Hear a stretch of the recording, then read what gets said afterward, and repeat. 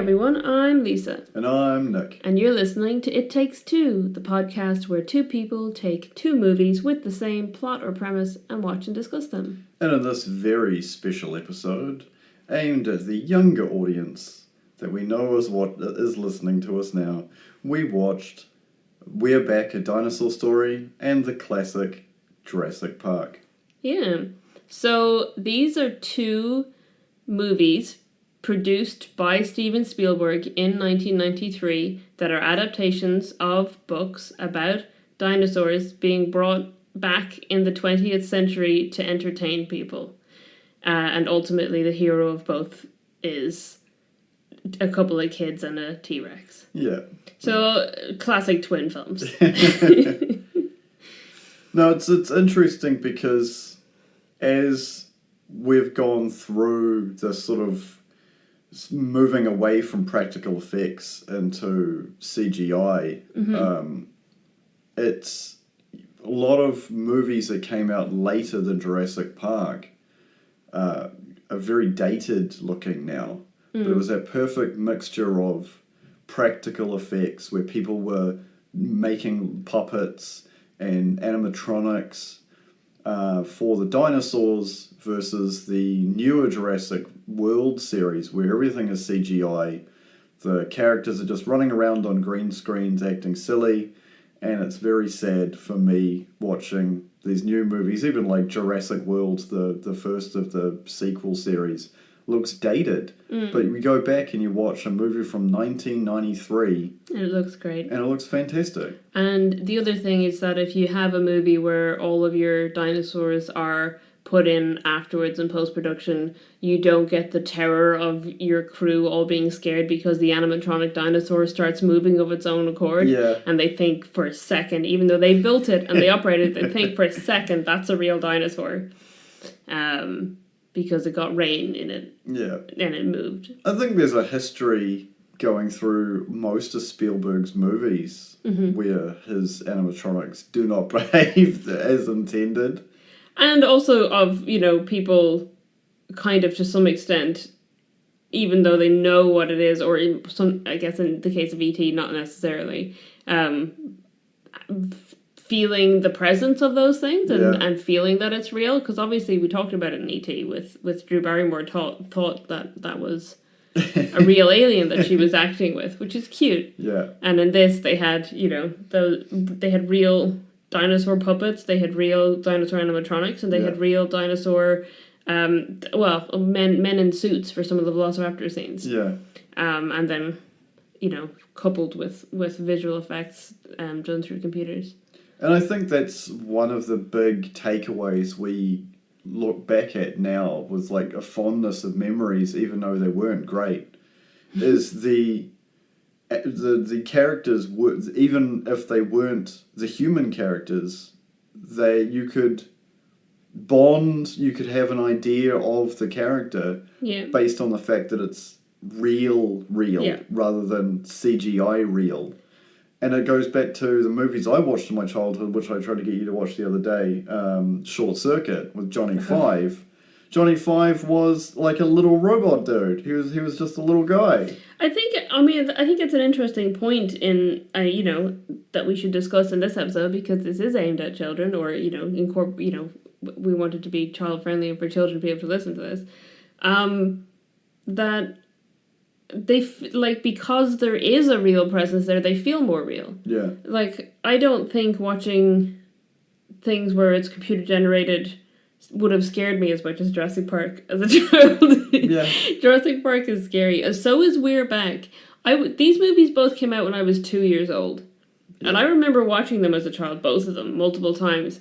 Watching them as an adult, I'm like, these are so scary. What was I doing watching these as a small child? They're terrifying. Yeah.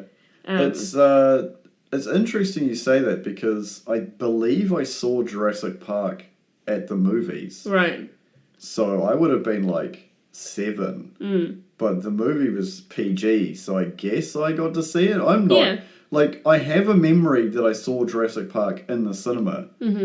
But But I don't know if that's real anymore because of just how age works. No, I mean, you could have. If it's PG, it just means they would have had to trust your parents' decision on whether to bring you in or not. It's up to parental guidance. There are movies, there's...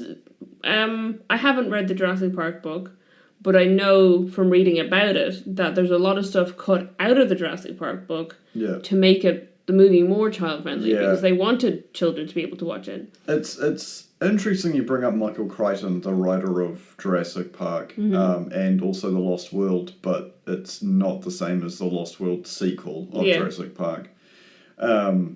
He may, to me, he may be one of the most influential American writers. Oh, 100%. Because of the other movies that we probably won't be able to cover because there's not a lot of movies that are the same. Sphere, which I did see at the movie theatre, I did see that. That's a fantastic movie and I absolutely love it. Not recommended for kids, obviously. He helped write Westworld, which sort of went away and then came back with a vengeance a few years ago. It's interesting because I have heard a theory that the Westworld universe and the Jurassic Park universe share the same universe, which makes some of the decisions and reactions that happen in Jurassic World seem a lot more non-threatening and also sort of make a lot of sense if you think that Jurassic World takes place in the same universe where the theme park Westworld exists. Yeah. Because some of the characters and the way they're treated and the way they just go on, it just seems like it's all part of the ride.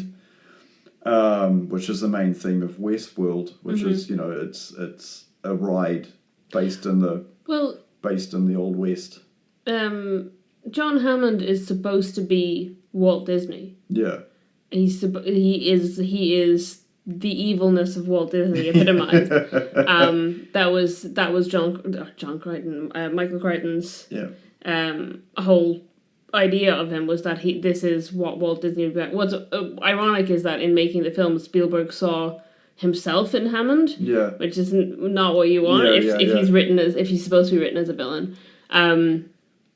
But very much, obviously, there's targeted lines in there about, why didn't I build this in Florida? Yeah. Where there's multiple Disney parks.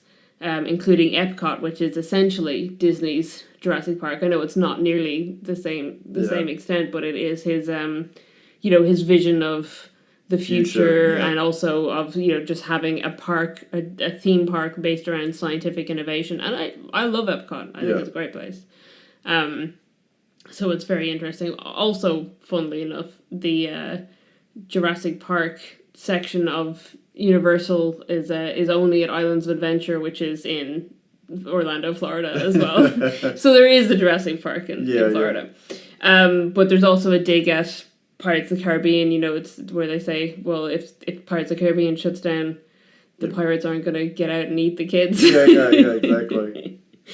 It's really a giant part of, I think, my childhood, and now as I'm older, and there's some things that have been defunct by science, like you can't take DNA from millions of years old. I think the half-life on DNA is 10,000 years, which is still very, very long time in the lifespan of where we are in the modern world. But, the concept of cloning dinosaurs was really cool when I was a kid, but now you realise that, 100% Jurassic Park / Jurassic World would happen in reality if everyone ever did it. Of course it would. But it's funny that you talk about the actual science of it, because it's been a bit of a roller coaster since Jurassic Park came out, because it was initially pure science fiction. Yeah. And then there was a study in 2005 where they did discover red blood cells and soft tissue in fossilized bones of a T-Rex, and they were like, oh my god, maybe we can actually do it. We can Jurassic Park We can Jurassic Park this. And then it was a later study in 2012, which is using bones of a moa. which for people who don't know is an extinct New Zealand bird. Yeah, not that extinct. Yeah, not 1300s is the rough estimate. Yep, and they discovered that those bones were old enough, so they concluded that they cannot survive for more, so the DNA can't survive for more than 6.8 million years. Yeah. Obviously, the MOA is more recent than that, a lot more recent than that. But they said, what was it? So the DNA from the bones halved after about 121 years. Interesting. And then, and that was at a certain temperature, and at different temperatures, they would, it would decay faster. So, it's interesting how much, for the audience it's aimed at, how much information Jurassic Park actually gives you about DNA and the building blocks of life.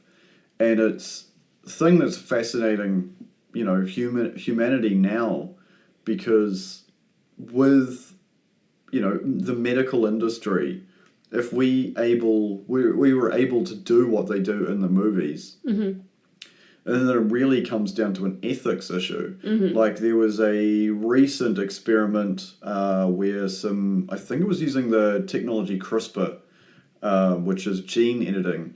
They were able to turn off some genes in a chicken, and it grew a beak like a dinosaur, like had teeth and stuff. And they're like, uh-oh, we're playing with things we shouldn't. And it's very Jurassic Park. And it's interesting because we, in the modern society, people who live in cities see chickens and think, all grilled chicken, delicious. Maybe not you and me, but there are people out there who do still eat chicken.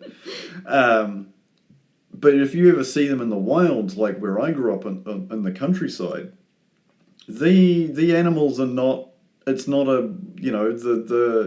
it's easy to distinguish between the living thing that's running around and having a life of its own, and you can imagine what they look like in the wild, hiding in knee-high grass and scouring around for all sorts of fun little tidbits to eat off the ground. But it's very interesting that with a little bit of gene manipulation, you can basically make the missing link, if you will, between dinosaurs evolving into birds and the birds. Yeah, well, it's not necessarily that they evolved into them, but they share a common ancestor. Yeah. And it's funny. I find it really funny watching Jurassic Park now. That so much more research has come out about it, but it's that in the movie, in the beginning of it, Dr. Alan Grant, played by Sam Neill, is theorizing that these creatures are more related to birds than we think. So they know about this research, the people writing it and putting it together, and yet they didn't give any of them feathers. They still made them look like lizard creatures. I guess you could argue, because they do say that they give them amphibian DNA and stuff, so maybe you could make an argument for that. But you would think if they were writing this movie knowing that the main theories are that dinosaurs are related to birds, that they would have some that had feathers. Yeah. It's interesting because when we're talking about genetics and genetic alteration, I think we should move into We're Back, a Dinosaur Story, because the first thing that happens to the dinosaurs is their genes are edited. Yeah. And it's interesting because it's devised as cereal, which is... It's... For the younger audience, you don't want to know this story, but for the people who know about the evolution of cereal, especially in the Western market, it's not a story to share with children. No, and it's kind of implied in this that that cereal is in the distant future from us. It's not, it's not in this era. But the idea that is a breakfast cereal that he's made a lot of money off, but what it does is it evolves your brain. Yeah. That's terrifying to me, because if you think about that in concept, like you have breakfast and then you evolve into a different plane of existence, basically, like bizarre. It's interesting because he's going around and giving away free samples to pre like agricultural societies or animals that haven't evolved that far, to the point where the T-Rex eats like a year's supply in like a singular bite, and then is sentient. Yeah. It's the only way that could physically happen, other than the fact that it's a animated movie, is through gene editing. Yeah. Which means that the cereal is doing something to the genetic code of the dinosaurs to make them smarter. Absolutely. And the captain of his, because it's a spacecraft. It's a and he's got like a little alien guy. Is it time travel? Because that's a question I've sort of been stuck on. Yeah, no, they time travel. The implication is that so the scientist who's I feel that both of them encapsulate what Hammond is in Jurassic Park, but Dr. New Eyes and Dr. Screw Eyes, who are two, classically brothers with different but rhyming last names. Yeah. Makes no sense. Two professors, one of them's good, one of them's evil, but I don't think the good one is really good. I think he's got too much power. He's a little bit of a Hammond character. The implication is that they are both from the distant future, I think, and have come back. Yeah. And they're trying to... They've both got different goals. So Dr. New Eyes has a machine that tells him people's wishes, and he's trying to give back to the community by granting as many wishes as possible. Whereas Dr. Screw Eyes, or Professor New Eyes and Professor Screw Eyes. Professor Screw Eyes, so-called because one of his eyes is missing and he's replaced it with a screw. I don't know how you see with a screw, but nevertheless, he's very creepy and scary. And he's got a machine that tells him people's fears, and he uses it to make like a macabre circus that people come to specifically to be frightened. So he's basically... It's a very niche market. Yeah, but it's not really, though, because I was going to say he's basically doing what horror movies do for people. Yeah, true. Now, he's not going about it in an ethical way, because he's making children sign contracts in blood that they can't even see. Yeah. So that's not good. He's also got the antidote / kryptonite to his brother's invention. Yeah. Which is a de-evolution pill. Yeah, but it just puts you back to your normal. He literally calls it an antidote, or a cure, I think. So it's not even... It's a cure for the dinosaurs, but it turns the kids into, chimpanzees. Does he give it to them? I thought he gives them a temporary dose, and it turns the kids into chimpanzees. Yeah, so it does devolve them, because they haven't had the evolution thing. Which is a very interesting moral concept. Mm-hmm. Because you have one person who's supposed to be the hero giving creatures who are extinct, don't have a placement in the future, basically the golden ticket to sentience. Yeah. And on the other side, you've got his brother who's like, no, that isn't what makes people happy. You aren't happy being sentient. You'd be rather better off being the natural form you are. Right. But this is my argument, is that he's not the hero. Neither of them are here. They're both bad. It's very much the Hammond thing of I'm going to give you what you want. But but how... He's giving children... He's granting children's wishes from 1993, and their wishes that they wish to see a dinosaur. So he's like, I'm going to bring dinosaurs back from the past and drop them in New York City. Yeah, it's not well thought through. And it's I will mention... for the younger audience, your own responsibility of your own time management is very important, because none of the shenanigans that would have happened if the professor who was in charge of meeting the dinosaurs was on time. Yes, she is late. So that's it. So she's supposed to meet the dinosaurs and look after them, but she's late. And they meet this child, and he's like, I'll bring you to where you're going, and I'm running away to the circus. Which also, that was such a common trope when I was a child. I don't think it's common anymore. I think there's just not as many circuses. I think, honestly, it's a holdover from a longer, beyond our generation. Mm-hmm. Because that was, at a time, a thing people did. Yeah. Some of the most famous people that exist from the 1950s onwards were kids who basically ran off to the circus. Elvis Presley was discovered singing by like a circus manager. Yeah. And obviously he treated Elvis the same way that they treated all the people that had, some unique ability, which was to take all their money and give them none. Which is funny because I just remembering that I know I said Hammond is based on Walt Disney, but apparently in the books he's also written to be a bit of a P.T. Barnum character. Oh, interesting. P.T. Barnum being a real life person Yeah.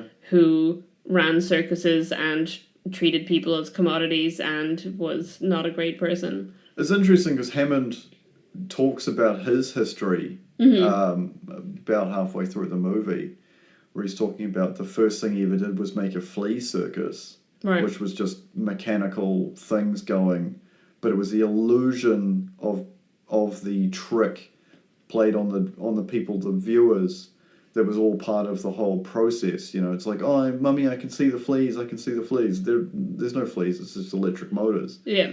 And that was his motivation to create something that was real. Mm-hmm. The problem with that is that a flea circus is very safe. Yeah. Having a living dinosaur is not safe. No, and it's funny that because he brings scientists in to back him up, and all the scientists are like, "No, that's not safe, and we don't know what will happen." He's like, "You're supposed to be on my side." Yeah, you're supposed to be on my side. But he's got no, and it's given away in the very beginning when Dr. Grant and Dr. Sattler are doing an archaeological dig. Yeah.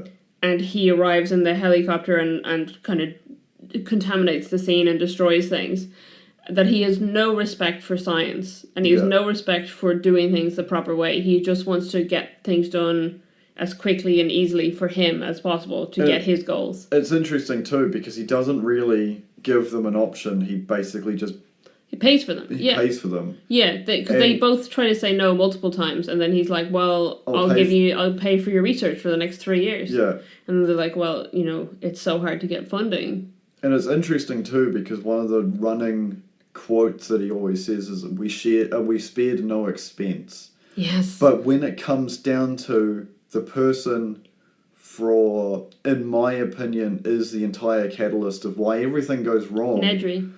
Who's their IT person, he cheaps out on it because Nedry, got a quote in for less money than everybody else in. Well, this is interesting. Such an interesting thought. Have you read the book? No, I haven't read the book. Okay. In the book, now they kept this out of the movie because they didn't want Nedry to be sympathetic. He's related, isn't he? No. In the book, Nedry isn't an employee, he's a contractor, and Hammond cheats him out of money. Ah. And that's why he's like, well, then I'm going to cheat you out of money by taking this bribe from a competitor. Yeah. Because you don't respect me, you don't value what I've given you, so why should I care? So that's a lesson to treat your employees well, treat your contractors well. Yeah. They are trying to help you, they're doing a service, pay them, Or you'll end up with half your staff being eaten by dinosaurs. Yes. Not maybe in the 9-to-5 office market these days. But viruses. Yeah. Pay your IT staff. Yeah, it is. It is interesting that he constantly quotes, we spared no expense, we spared no expense. They also don't have seatbelts in the Jeeps. Yeah. Everything's a bug. Everything's not working. Everything's, why are the headlights on? They spared no expense. We should have put locks on the doors. Everything about it. It's very, they have imported fish for their main and a ridiculous amount of ice cream when the only visitors are like 2 children and a bunch of adults. It's a lot of ice cream. The ice cream situation is because the power went off, so he knows the ice cream is going to go bad. So he's like, oh well, let's eat the ice cream because it's actually very well thought out because him getting the ice cream is why he leaves the freezer door open. Because he knows that this stuff is going to melt anyway with the power problems. But that's a rich person thing. Because... but this leads to later on the ice having melted and refrozen and causing the Velociraptor to skid. Yeah.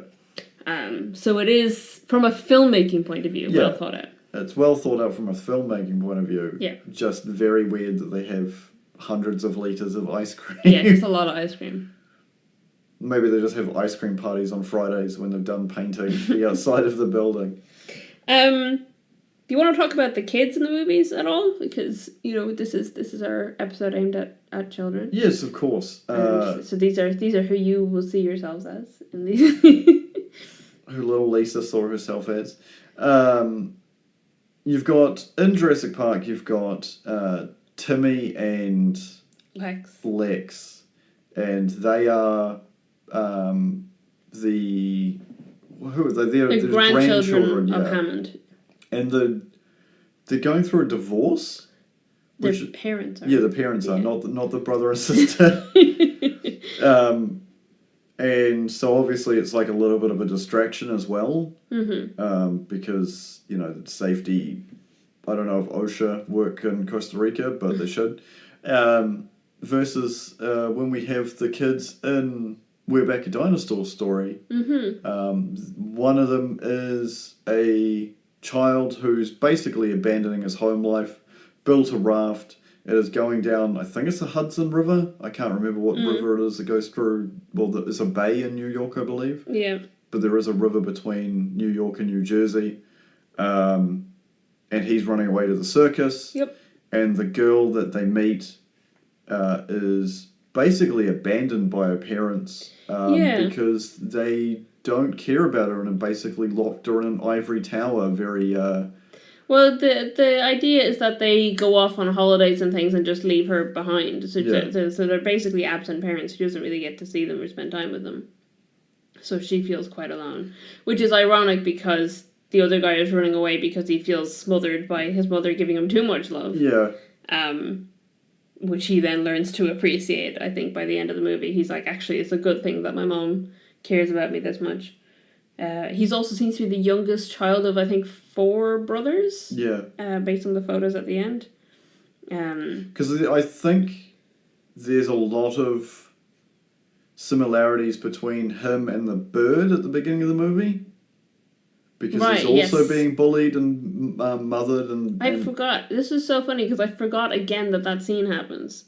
The whole of We're Back, a Dinosaur story is bookended by the story of this little bluebird named Buster getting kind of picked on by the other bluebirds in his nest and deciding he's going to leave the nest before he's ready. Yeah. And then he falls onto a golf course where the T-Rex is golfing, and the T-Rex is like, oh, I knew a kid who ran away to the circus, and then tells him the story. Which is bizarre. Everything about it is strange. It's a really weird way to get into it. But I guess that's how they get into the exposition of that. Yeah. Whereas in Jurassic Park, they get into the exposition of the book by turning it into that little informative DNA film, which is cute and works very well. And it's actually informative. Yeah. Which is good. You get some education from these movies. Well, more so from Jurassic Park. Yeah, unfortunately, there is no cereal that make you super smart. Good excuse to get kids to eat their breakfast. You should eat your breakfast. Well, yes. I don't know that much about nutrition to start spouting stuff. Cereal is not the great thing, but yes, it's irrelevant. Yeah, but I can understand in America, cereal companies are probably would want people to be eating their cereals. Yeah. Cereal's a much bigger thing in America. There is a vast difference between cereal in New Zealand and cereal in America. Yeah. I can say that. Eat your Wheat Bix. Yeah. It'll make you an All Black. It's, I don't know why. I guess it's just one of those things that are linked in New Zealand. Just All Blacks and Wheat Bix. Fair enough. Yeah. The kids in Jurassic Park, they in the book are the other way around, age-wise. Yeah. So Lex is the younger one, and Tim is the older child. Right. And she is just a petulant child who does nothing but be annoying. Yep. from what I understand in the book. Whereas Tim is a dinosaur expert and a computer expert. And I'm glad smart and I'm glad they split it up that way. Yeah. Well, the reason that they actually changed the ages was because of the kid. The actors. The actors, yeah. So the boy who plays Tim had auditioned for Hook, and he did screen tests for Hook with Dustin Hoffman and Robin Williams. Interesting. It's another great film. If your kids haven't seen Hook, get them to watch Hook. That's a good movie. Yeah. But he was too young. Ultimately, they decided for Hook, and Steven Spielberg said to him, "Don't worry, I'm going to get you in another film." You can guarantee that promise when it comes to Spielberg. Yeah. So he said to him, "Don't worry, I'm going to get you another film," and then he ended up putting him in the film that broke like every box office record. Yeah. So, but then because he was younger, they switched the ages around, and then I guess out of fairness and because they didn't want her to just be a useless character, it made sense to make Lex the computer whiz. They also did similar things with Dr. Ellie Sattler, in the book. He's like Sam Neill's intern? Yeah, she's his intern, and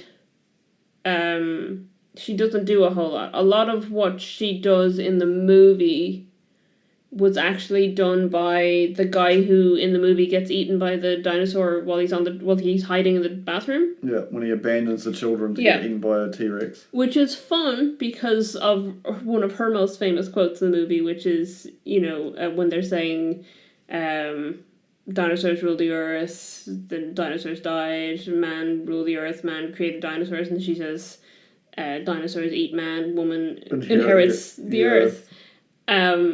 That's what she did in the movie, because the man was eaten by the dinosaur and she took over his role. She is great. Can I just say she's great? Yeah. I think, she's maybe one of the best role models for kids, or for young girls especially, in movies. Especially in that day and age, there weren't a lot of really great female characters in films that I grew up watching. Yeah. And she's so cool because she's a scientist. She's very intelligent. She's got a lot of common sense, a lot more than some of the guys. She's very brave. Yeah.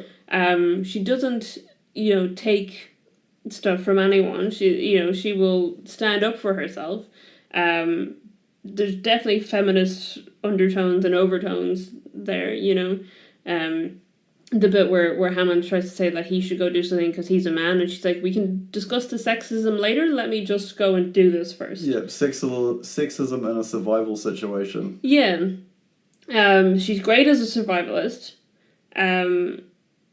She's just nice and funny as well, and then she also, she's got a specialist subject that she's an expert in, that the other people totally take for granted, which isn't uncommon for women in the field.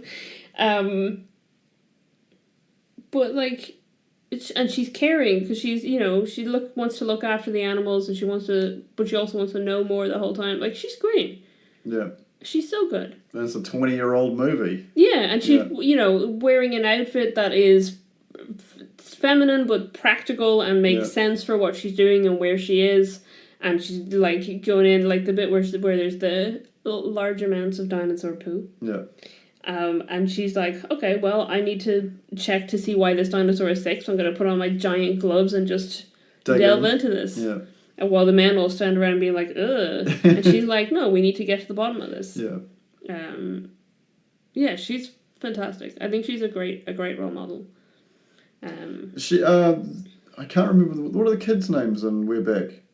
Louis and Cecilia Nuthatch. Cecilia, that's the one. Cecilia does come off as the voice of reason. Yes. Because even when he's signing up in blood to join the circus, she's just like, "Don't do it. This is a really bad idea." Yeah, which is correct. Yeah. Accurate. But then also when he does it and she realizes that he's in trouble now, she's like, "Okay, well, I'm going to do it too, so I'll be here with you." Yeah. She's got a real vibe of "Well, I wasn't able to stop you from doing it, but I'm not going to let you do it alone." So she's quite brave as well. It's interesting because the introduction of her reminds me very much of Aladdin. When Aladdin arrives on the magic carpet, and it's just like, hey, I'm here to free you from your prison, and she's like, technically it's not a prison because she's, is it the Empire? It's a very tall skyscraper. It looks like the Empire State Building, but there was like, it's hard to tell. I don't think the Empire State Building has I'm not sure. Apartments and things in it. Yeah. But it doesn't matter. It's a tall building in New York. Yeah, there's a lot of them. So he's basically like rescuing from her ivory prison. And, slamming it in the streets with him and his dinosaur friends. Yeah. And the sequence, when they to sneak through the city to get to Central Park, they go through the Macy's parade. Yeah, which makes this an appropriate time of year for this. Yeah, because it's a Thanksgiving event. Yeah. And it's interesting because she's sort of like along for the ride and she's like, oh, I like you, you're a nice guy. And he's all like, no, get away from me. I don't associate. He hasn't come to that realization that they're all feminine characters aren't his mother. Right. And which is a thing that some boys do go through. Yeah. But it's funny because the reaction of like all these kids, and it shows them like internationally, you get kids of different races and different ethnic backgrounds, all wishing for dinosaurs. John Goodman, who's playing Rex, has this big song and dance number in the middle of the Macy's parade, and all the kids are like, "Oh my god, they're robots, Mum!" Yeah, and I thought that was so funny that they think they're animatronics, and we're watching another movie where they are animatronics. And then the crowd realizes, wait a second, they're actually dinosaurs, and then freaks out and runs away, and the police get involved. Yeah. And then they sort of have like a shenanigan, like get separated. How are we going to get to Central Park thing? We'll wait till it's dark. But it's just very funny that it does follow the same premise, which is a quote from, I think, The Lost World, with Malcolm's character, where he's like, oh, at the beginning it's all ooh ha, and then the screaming starts, and it's very true. It's very true for that Macy's parade. And it's exactly the same in Jurassic Park, that like when they're seeing the dinosaurs, the harmless dinosaurs, the herbivores like, oh my God, they're cool. Like, wow, oh my gosh, they do this or whatever.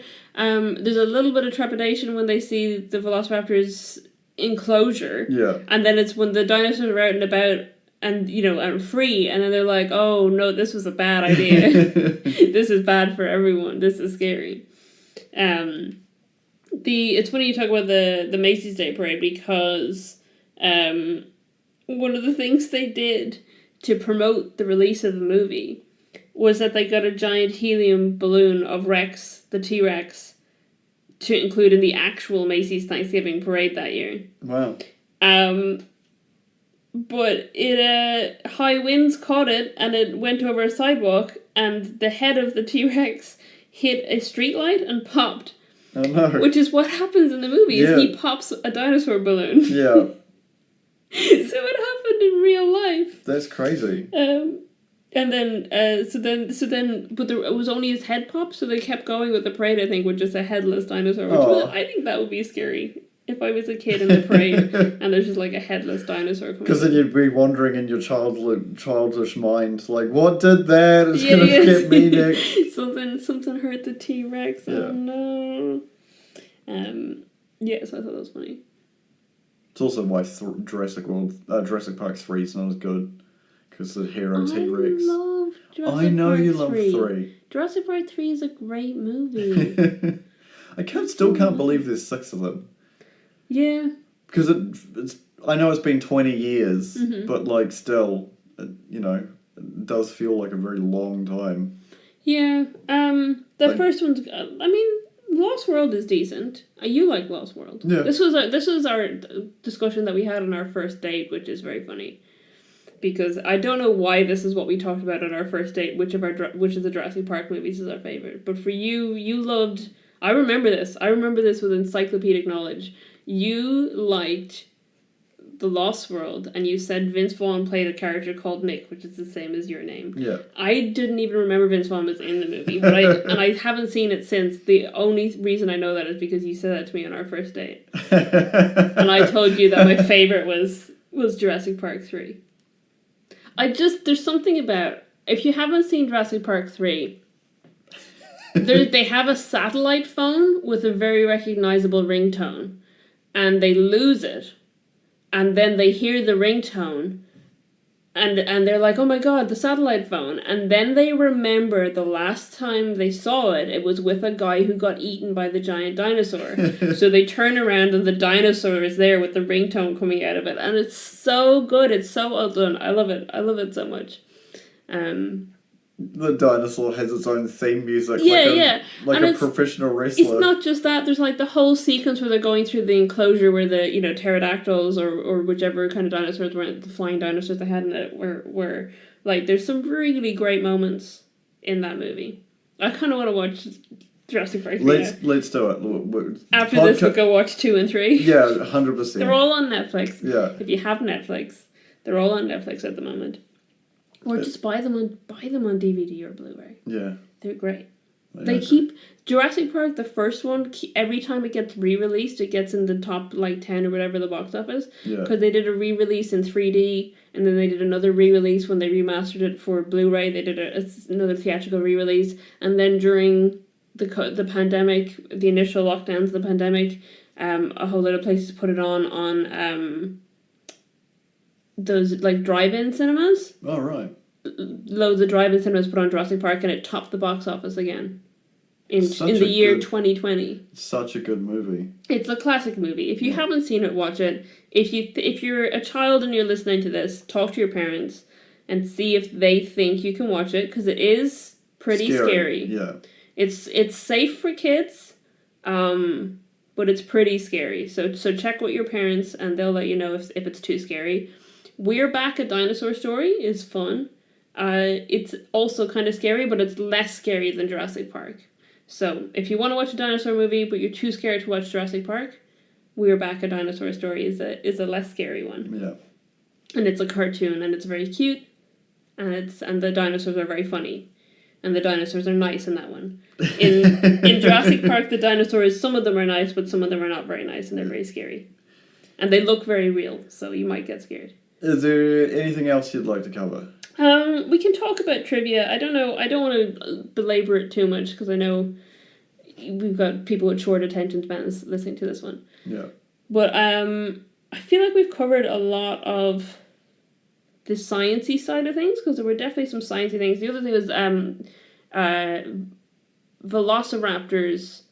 At the time Jurassic Park came out, velociraptors were the only velociraptors we knew were much smaller than those ones, and they made big ones because they wanted them to look more scary. Yeah. But since then they've discovered velociraptors that are the same size as the ones in the movie. So it's just funny that they only discovered them after the movie came out. So they did want to call it, because they were discovered in Utah. They wanted to call them Utahraptor Spielbergy, but it was scrapped. They changed the name. But they were, so they're about the same size as the ones in the movie. So they did exist, even though at the time that they made it, they didn't know. The one thing they got wrong, not the one thing, but one thing that they got wrong in the Jurassic Park movie is they show us the mosquito trapped in amber. Yeah. Because they got the DNA from the blood that the mosquito sucked up. They managed to show us the only species of mosquito that doesn't drink blood. So it could not possibly have dinosaur DNA in it, which is funny. Did I cover? I think I covered most of these. James Cameron wanted to direct Jurassic Park initially. He wanted. There was a few different people when Michael Crichton was writing the book. There was a few different people who wanted to write it or to make it into a movie, to buy the rights. Spielberg bought the rights before the book was finished being written. Like, it hadn't even finished a draft. In there. Yeah. James Cameron has since said that he thinks Steven Spielberg was the right person to make it, because he would have made it a much more violent movie. He said closer to aliens with dinosaurs.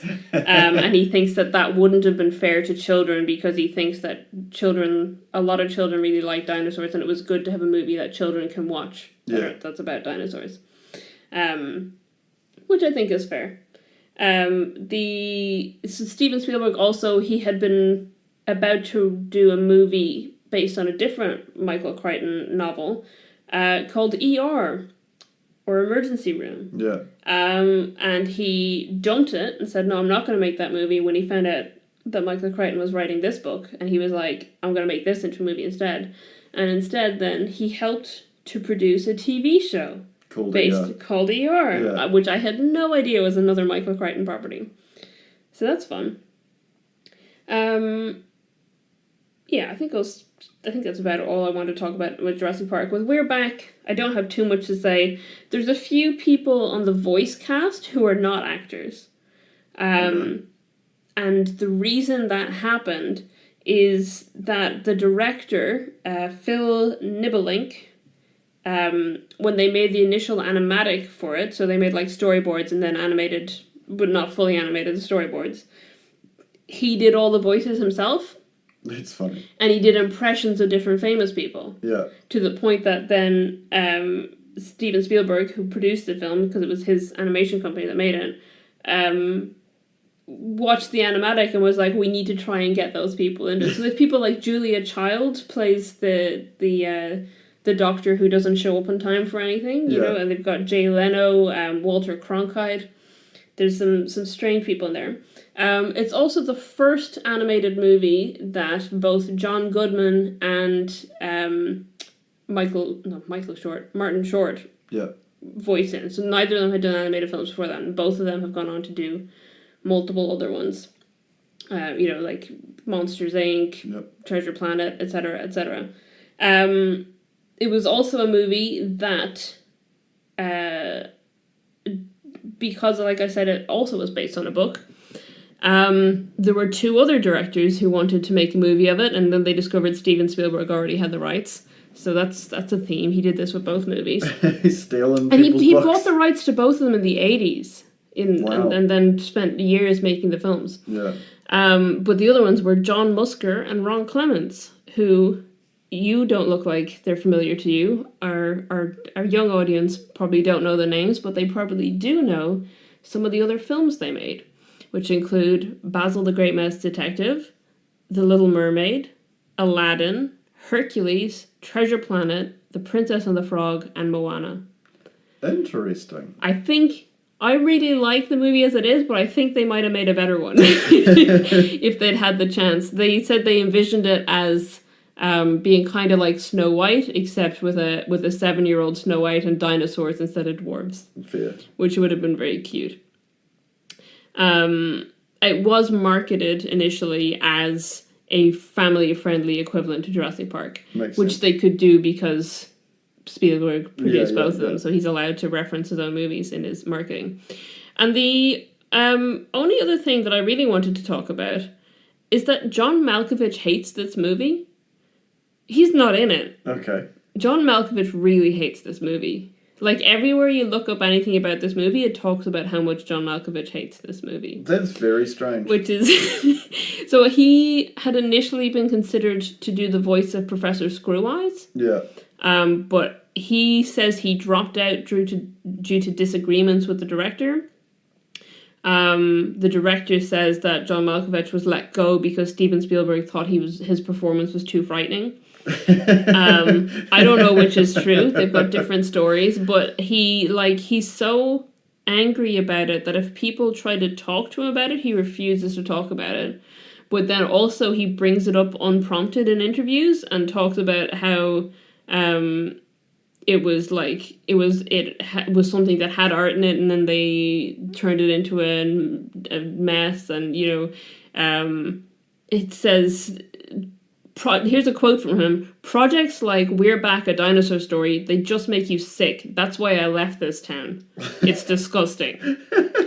So he really hates it. John Malkovich, he has like a serious vendetta against this one animated dinosaur movie from the early 90s. It's just fun. I like that he's kind of become the villain of the story. Do you want to talk about budget and box office? I don't really see a point. As you said, Jurassic Park, every time it gets like a re-release again, ends up at the top of the chain. Mm-hmm. Did We're Back, a Dinosaur Story get a theatrical release? This is the interesting thing, because you know that I was trying to look up video sales before this. This was a prompt that we discussed earlier. In the United States, it got a theatrical release. When it was supposed to get a theatrical release in the UK, but then it didn't. It went straight to video. So I assume that's what happened in most other places. Yeah. I don't remember it coming to cinema in Ireland. I do remember having it on VHS. You've seen the VHS. I do have it on VHS. Yeah. I don't have it in New Zealand on VHS, because why would I bring it over here when I can't play it? Yeah. But I do have the VHS back in Ireland, and my parents have it. The budget of it was $20 million, and it made $9 million at box office. So it was quite a flop. But I think it probably did okay in video sales, but I don't think it would have made up the budget. Yeah. Whereas obviously Jurassic Park it's over $1 billion in box office. And did so well they made 5 more. Yeah. It's hard to tell, because that's the thing about I would say the olden day, but it's not really. Mm-hmm. You know, things could get continuances from studios if the sale of their DVDs, it's now DVD and Blu-ray, but would have been VHS, you know. Yeah. There were a lot of movies that had direct-to-video sequels. Yeah. The Land Before Time is another dinosaur example. Yeah. I think 17. I think it had 17 films total. That's crazy. And a series. I watched the first 2 as a kid. I really enjoyed. The first one is a classic. Yeah, I've seen the first one. If you like dinosaur movies and Jurassic Park is too scary for you, The Land Before Time is another good one. Yeah, another classic. Yeah, it's got lots of different types of dinosaurs in it, and it's very cute, but it is very sad sometimes. There's some sad things that happen in it, but it's very good. The second one, they find a baby T-Rex, and he's very cute. And I had a toy of him when I was little. His name is Chomper. That is cute. The thing I found interesting about watching Jurassic Park this time is I haven't seen it in a while. Which was very strange, because someone watched half of it on our Netflix account. Maybe we were looking for a particular part in it? I don't know. I don't remember. Yeah, I haven't watched it in a while, but what I found interesting was I know it's a movie that I watched as a child, and watched quite a bit as a child. And obviously it was very popular, so it was on TV all the time. Back in the days when you used to flick through TV channels, which I don't think many people are doing now. But what I found interesting was that I was not nostalgic for watching the movie, but I felt very nostalgic about the family trips I used to take to Florida. Oh, that's sweet. Because there is, as I mentioned earlier, there's in Universal Studios Islands of Adventure, which I don't know if it's still there or not, because I haven't been in a very long time. There is a Jurassic Park island, when it's got the gates that are designed like the one that they go through in the movie. It plays the music as you walk through. There's dinosaur sculptures you can take pictures with. There's a pterodactyl ride where it's just like you're being carried by a pterodactyl around. I don't think I ever went on that one. I think I was too scared of heights to go on it. There is a ride that's designed like it's a tour, like you're in one of those motorized, the cars on the tracks like they have in the movie. Yeah. And then, the dinosaurs have escaped, and it's like, oh no, and we're just going to drive through here, and then it ends with you, going along, and the T-Rex appears, and then it, ducks down to try and grab you, and you swing under it and go down a waterfall. And it's very cool. Yeah. It's a bit of a scary ride, but fun. But, yeah, and there's they literally have a restaurant in it that's designed to look exactly like the visitor center? Yeah, the visitor center. So you go in and it's got the T-Rex in the middle and the the big banner over the top, and then it's got the restaurant that they sit in. It's very well done, if it's still there. No. If you live in the United States, if you live in Florida and you haven't been there, I recommend it. It's very cool. I wish I could go back. I don't think we'll ever go back, which is sad. Not with this economic, political environment. Yeah,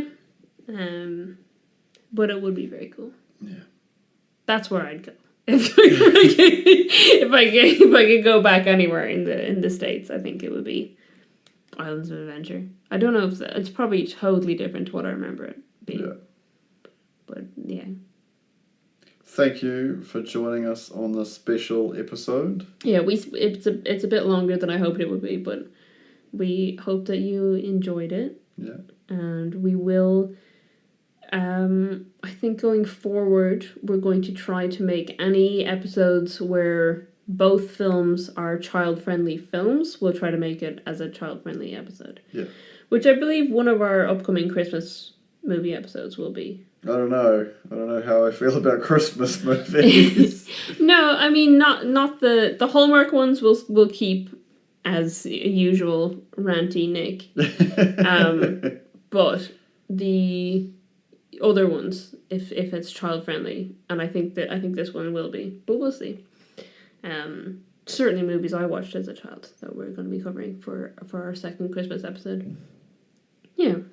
We'll make an effort to do more episodes that kids can listen to, and we'll maybe try and keep them shorter in the future. We just like talking about dinosaurs so much. Yeah, who doesn't? This is I kind of want to say this, but it's not an ad. But this, if you live in New Zealand, and especially if you live in Wellington, this is coming out at a really good time. Because Te Papa is about to open a dinosaur exhibition. And if you like dinosaurs, you should go. If you live in Australia, you might have seen it's the Dinosaurs of Patagonia exhibition, so it's just been in Brisbane for a while. It's come from South America originally, and it's here in New Zealand now, and I'm not sure where it's going after this. But it's going to be in Te Papa in Wellington from December to April. Nice, that's a decent time. Yeah. It's going to be exciting. Thank you for joining us, folks, and we'll catch you next time. Goodbye.